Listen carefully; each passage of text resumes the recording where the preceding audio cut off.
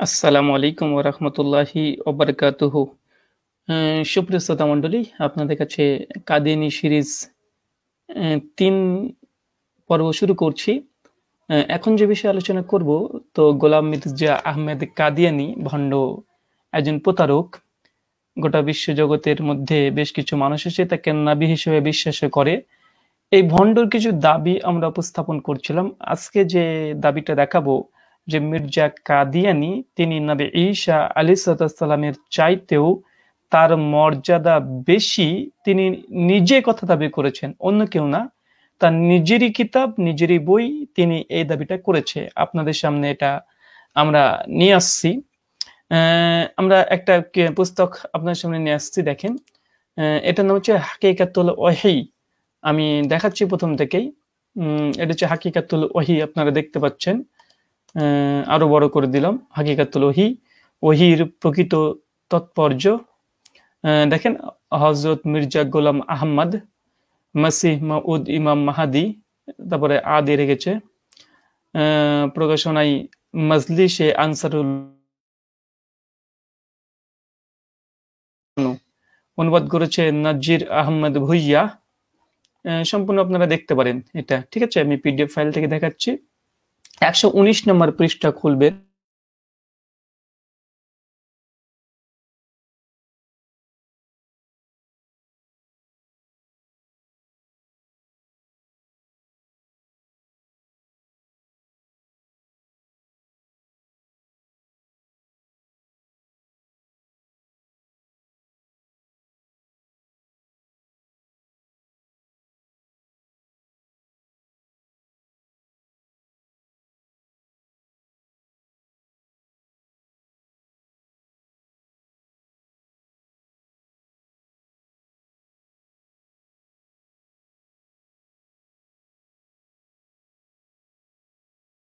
ব্যবহার করেছিল যে ওই সময় নিকটবর্তী যখন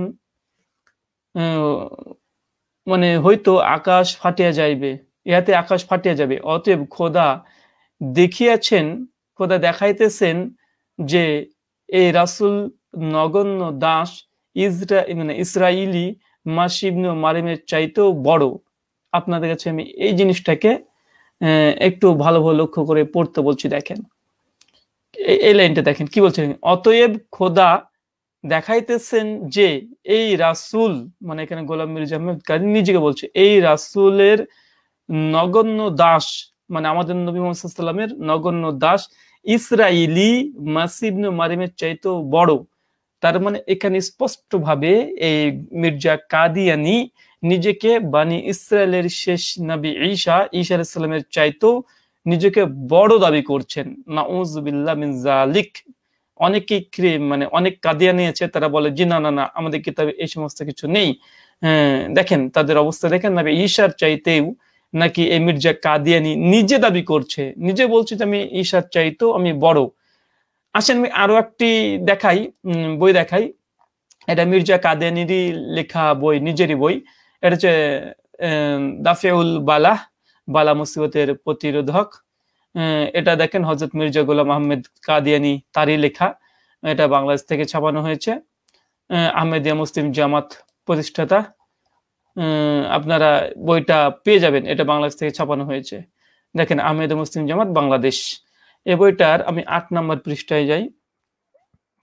আচ্ছা, এটা ভূমিকা পর্ব। বইটা ভূমিকায় চলে যাচ্ছে, লেখক পরিচিতি চলে যাচ্ছে। আপনাদেরকে আর একটা আশ্চর্য জিনিস দেখাচ্ছি, দেখবেন। এতে সতর্কীকরণ আসলাম। জি, সতর্কীকরণের 2nd পৃষ্ঠা। এখানে কি লিখছে দেখেন। সুতরাং নিঃসন্দেহে আজ এমন সময় এসে গেছে যখন প্রমাণিত হবে প্রকৃত মুক্তিদাতাকে। আমরা নিঃসন্দেহে হযরত মাসিহ ইবনে মারিয়ামকে একজন পুণ্যবান ব্যক্তি বলে বিশ্বাস করি, এবং তিনি সেই যুগের অধিকাংশ ব্যক্তিদের চেয়ে উত্তম ছিলেন। বাকি আল্লাহ ভালো জানেন। নাউযুবিল্লাহ মিন যালিক। বুঝতে পারেন এখানে কথাটা কি প্রমাণিত হবে যে প্রকৃত মুক্তিদাতাকে। আমরা নিঃসন্দেহে হযরত মাসিহ ইবনে মারিয়ামকে একজন পুণ্যবান ব্যক্তি বলে বিশ্বাস করি। চিন্তা করে দেখেন, নবী ঈসাকে মির্জা কাদিয়ানী বলছেন যে পুণ্যবান ব্যক্তি বলে বিশ্বাস করি, এবং তিনি সেই যুগের অধিকাংশ ব্যক্তিদের চেয়ে উত্তম ছিলেন। মানে ঈসা আলাইহিস সালাম সেই সময় যখন জন্মগ্রহণ করেছিলেন তার 30টা বছর 33টা বছর কেটে গেছে, ওই ইহুদিদের মধ্যে তিনি চলাফেরা করতেন। তার মানে অধিকাংশ ব্যক্তিদের চেয়ে উত্তম ছিলেন। মানে ঈসা আলাইহিস সালাম তিনি যে একজন উত্তম ব্যক্তি ছিলেন, কারণ নবী তার উম্মতীদের চাইতে শ্রেষ্ঠই হয়, কিন্তু এখানে তিনি স্বীকার করতে চাইছেন না। মির্জা কাদেনী তিনি অস্বীকার করছেন, তিনি বলছেন অধিকাংশ ব্যক্তির চাইতে ঈসা আলাইহিস সালাম উত্তম ছিলেন, তবে সবার চাইতে না। আর একটু ক্লিয়ার হয়ে যাবে দেখেন, এবার টিকাটা দেখছে, দেখেন টিকা দিয়েছে, টিকাটা দেখি। স্মরণ থাকে এখানে আমরা বলছি হযরত ঈসা আলাইহিস সালাম সেই যুগের নাম, সেই যুগের সমসাময়িকদের মধ্যে অনেকের চেয়ে উত্তম ব্যক্তি ছিলেন। এটা আমাদের সুচিন্তা ও সুধারণা মাত্র। দেখেন আবারও বলছেন যে ঈসা আলাইহিস সালাম সেই সময় সমসাময়িক কালে অনেকের চাইতে উত্তম ব্যক্তি ছিল। মানে অনেকের চাইতে উত্তম, সবার চাইতে উত্তম, এটা তারা স্বীকারই করতে চাইছে না মির্জা কাদিয়ানী। তারপরে কি লিখছেন, এটা আমাদের সুচিন্তা ও সুধারণা মাত্র। মানে একজন নবী হিসাবে সে ভালো হবে এটা শুধু সুচিন্তা করছি তাই, এবং সুধারণা মাত্র। নতুবা, এবার দেখেন, নতুবা খুব সম্ভব সে যুগে হযরত ঈসা আলাইহিস সালামের চেয়েও অধিক পবিত্র এমন সব ব্যক্তিও ছিলেন।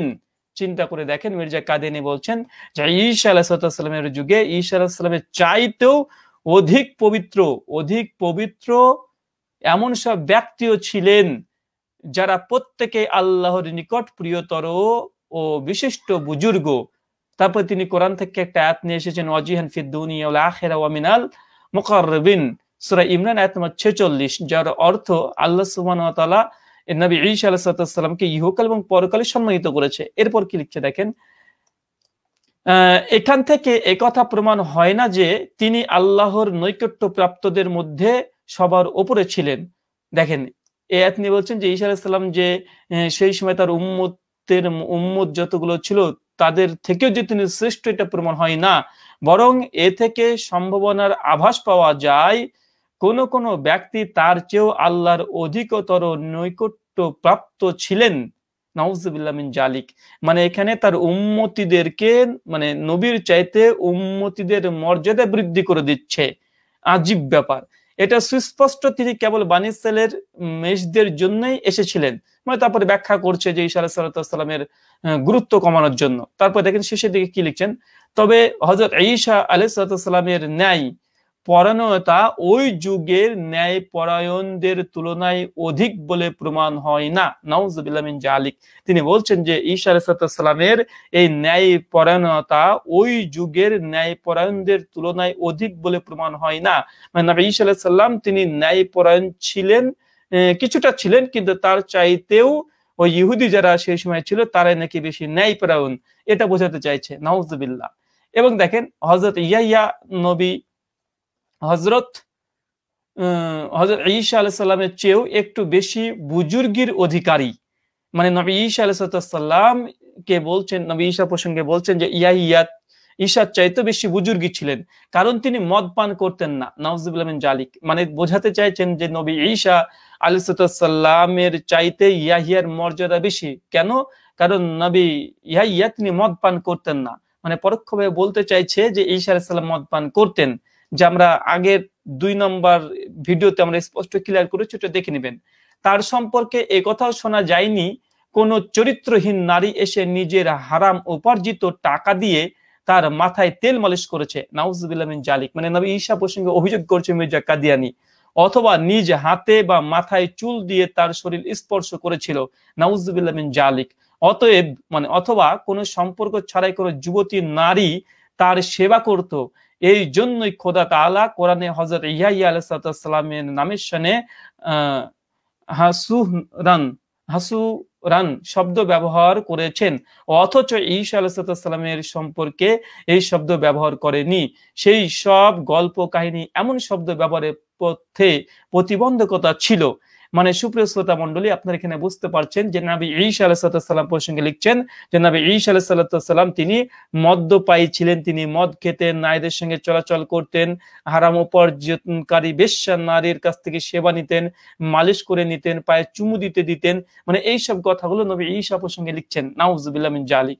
আমরা এটাই দেখালাম যে হাকিকাতুল ওহীতে মির্জা কাদেনী বলছেন যে অতএব খোদা দেখাইছেন যে এই রাসূলের নগণ্য দাস, মানে মুহাম্মদ সাল্লাল্লাহু আলাইহি ওয়াসাল্লামের নগণ্য দাস, দাস বলতে এখানে মির্জা কাদের নিজেকে বোঝাচ্ছে, ইসরাঈলী মাসীহ ইবনে মারইয়ামের চাইতেও বড়। নাউযুবিল্লাহ মিন জালিক। চিন্তা করে দেখেন, নিজেকে নবী ঈসার চাইতে বড় দাবি করছেই, তারপরে নবী ঈসা প্রসঙ্গে তার নিকৃষ্ট কিছু মন্তব্য, আশ্চর্য হবেন। তো সুপ্রিয় শ্রোতা মণ্ডলী, আমরা এতটুকুই আপনাদেরকে দেখানোর জন্য আজকে এসেছিলাম। আমরা পরবর্তী সময়তে আরো আপনাদেরকে দেখাবো অনেক কিছু।